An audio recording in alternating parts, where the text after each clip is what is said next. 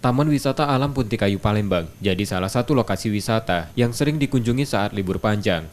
Namun masuk libur panjang akhir pekan, jumlah pengunjungnya masih sepi. Pengelola Taman Wisata Alam Punti Kayu Palembang memprediksi tak ada lonjakan jumlah pengunjung seperti biasa saat libur panjang. Perkiraan jumlah pengunjung di tempat ini berkisar 150 orang per hari. Selama 4 hari ini ya paling sekitar 150-an lah, 150.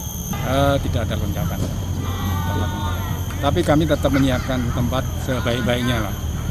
Lingkungan yang bersih, sejuk, nyaman gitu. Pengelola kawasan ini masih menerapkan pembatasan jumlah pengunjung, maksimal hanya 669 orang. Nur Muhammad, Kompas TV, Palembang.